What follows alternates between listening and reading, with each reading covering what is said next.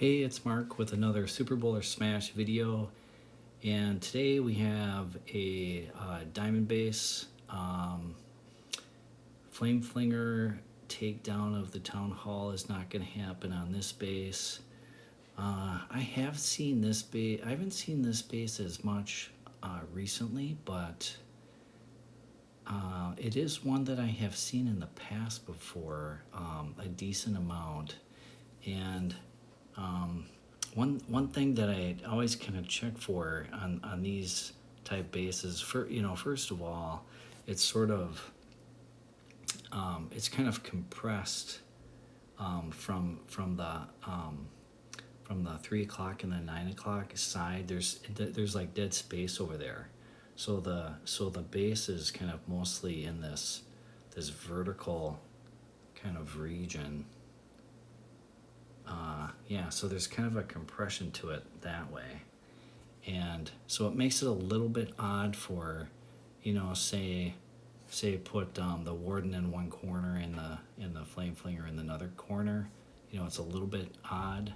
When I see shapes like this, I sometimes will think about putting a Flame Flinger on, maybe where this lab is, type of a thing, and the Warden or over in this spot where that, something like that. So they're not really in the corner, but to then kind of work away on these buildings, kind of on either side, and then and then push right up the middle would be kind of the idea, and that would be an option on this one. But the one thing that I don't like about doing, and I still might try to do that on this base, but one thing that I'm leery about on this base, the way the walls are, is there's this opening on either side. So on either side there's the elixir storage, and the mortar.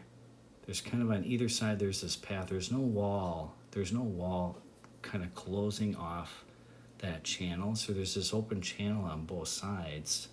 And what can happen is the Super Bowlers can sort of just kind of take that path and walk around and not go to the Town Hall. So for that reason, I am kind of looking to eat on one of the two sides. So if we just look on this side, because they're symmetric, the bases are usually designed symmetrically for the most part. I am thinking about, can I do something to break off that channel so that the troops can't go over there? And I can't really do that. I can't do that from both sides, but if I can do it on one side, it'll at least keep troops from kind of splitting off into a couple of different directions. And so that's kind of what I'm thinking about right away on this one. And it's, if you can, and the flame. So if we think about the Flame Flinger, then can we put the Flame Flinger over there? Well, with these expos, really just this outer expo is enough. That it's going to be a bad idea for the Flame Flinger. And if we look at 6 o'clock for the Flame Flinger, that is actually looking pretty decent, because there's no expos. The expos are kind of deeper in, and the mortars are they're kind of all together up here, so they're far away. Don't have to worry about that. So the 6 o'clock side looks like a good side to come in with the Flame Flinger.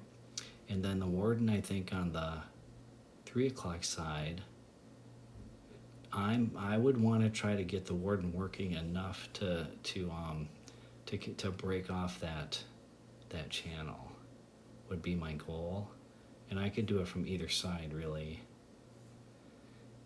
And so to pick what side to come from,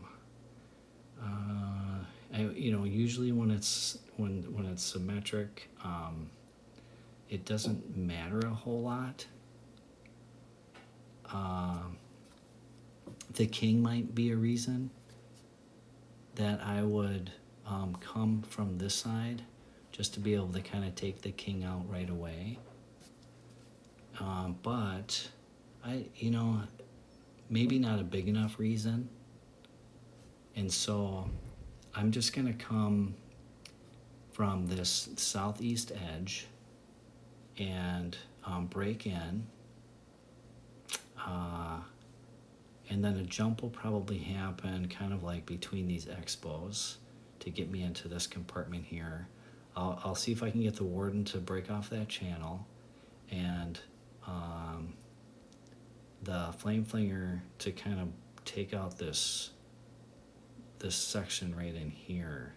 I would want the Flame Flinger to take out that multi, because I don't want a couple of different reasons. Probably the main one is really just the funnel. Break that compartment at that Inferno tower, so that the troops will want to just go follow the jump across where these expos are at, and then jump on top of the monolith to get to the town hall, and then hopefully the bowlers don't go along here. So let's go and see what happens here.